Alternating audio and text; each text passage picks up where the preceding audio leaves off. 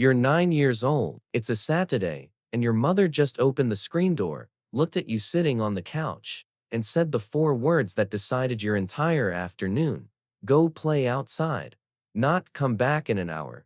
Not stay where I can see you. Just gone. The door clicks shut behind you, and suddenly it's just you.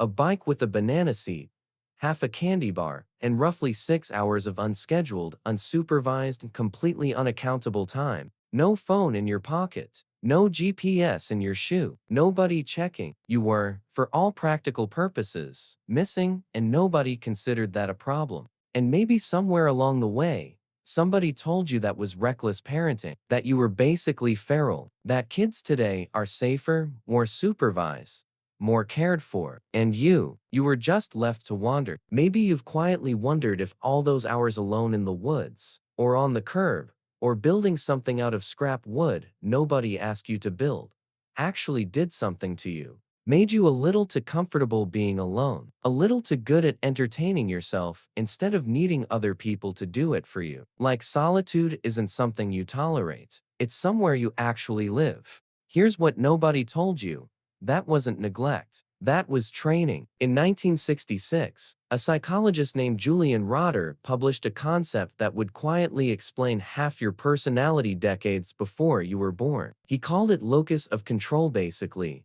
whether a person believes the outcomes in their life come from their own actions or from outside forces they can't touch. Rotter found that people with a strong internal locus of control, people who believe, if something needs fixing, I can fix it, handle stress better, recover from setbacks faster, and report higher life satisfaction across the board. Now think about what an unsupervised childhood actually does. You're bored on a Tuesday afternoon with no adult coming to entertain you, so you have to solve that yourself. You fall off your bike 2 miles from home with no phone to call for help, so you have to get yourself up and get yourself home. Nobody is coming, so you become the one who comes. Every single one of those tiny, unremarkable moments was a rehearsal for the same lesson, repeated hundreds of times. I am the one who handles this. That's not a wound. That's architecture. You don't have an attachment issue. You have a self-reliance that was built brick by brick on afternoons. Nobody was supervising. There's a researcher named Peter Gray, a developmental psychologist who has spent years tracking something quietly alarming. He looked at the decline of unsupervised, self-directed play in children's lives since the 1950s and lined it up against rates of childhood anxiety and depression. The trend lines move in opposite directions. As free, unsupervised play declined decade after decade, anxiety and depression in young people climbed. Gray's theory isn't that screens are evil or that modern parents are doing it wrong of malice. It's that something specific got lost. When every hour of a child's day is structured, supervised, and adult-directed, that child never gets the repeated, low-stakes practice of solving their own problems and surviving their own boredom.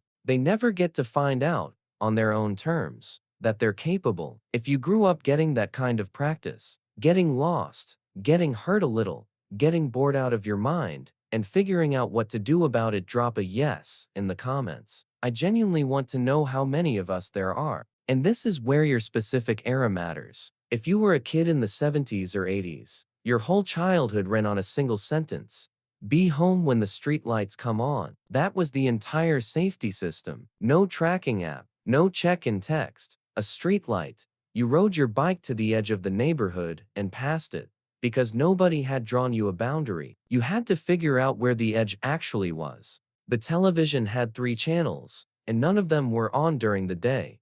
So boredom wasn't a temporary inconvenience you could swipe away, it was a wall you had to climb over yourself. Usually by building something, breaking something, or inventing a game with rules you made up on the spot and changed whenever you felt like it. If you were a latchkey kid, you let yourself into an empty house with the key on a shoelace around your neck, and the silence of that house after school was yours to fill. With cartoons, with homework you avoided, with absolutely nothing at all. Nobody designed that childhood to build psychological resilience. It built it anyway, as a side effect of simply not being watched. Here's the part almost nobody talks about. Unsupervised play wasn't just about independence. It was a workshop with the door closed. No one watching, no one grading, no one stepping in to fix it the moment it went wrong. You had to build the thing, badly at first, and live with what you built. That's where real skill comes from. Not the polished version adults hand you, but the clumsy, unsupervised version you make yourself, over and over, until it stops being clumsy. And here's the part that might genuinely surprise you. Researchers who study creativity have found a strange thing about boredom, the kind you can't scroll your way out of. When the brain has nothing external to react to, it doesn't shut down. It starts generating daydreaming, internal narration, made-up worlds. These aren't symptoms of an idle mind. They're what a mind does when it's finally allowed to run without instructions. An empty afternoon was a blank room with no furniture, and you were handed nothing and told, quietly, by circumstance, furnish it yourself. Most childhoods today come pre-furnished. Yours didn't. That's not something you missed out on. That's something you got to keep. So if you've spent years feeling like you need less from people than everyone else seems to, like you can go a whole weekend without talking to a soul and feel completely fine, maybe even relieved, that's not coldness. That's not damage. That's a nervous system that learned, very early and very thoroughly, that being alone with yourself is safe, survivable, sometimes even good. Loneliness is missing someone. Solitude is finding someone, and the someone you found, over and over, on all those unsupervised afternoons, was yourself. Tell me in the comments what's one thing you figured out completely on your own as a kid, with absolutely no one watching. I want to read every single one. You weren't left alone. You were trusted with yourself, long before anyone used that language for it, and long before you trusted yourself for it either. If this video felt like it was about you, that's because it was. Subscribe and join a community of people who are quietly different in exactly the right ways. The next video might explain something about yourself you've been carrying questions about for years.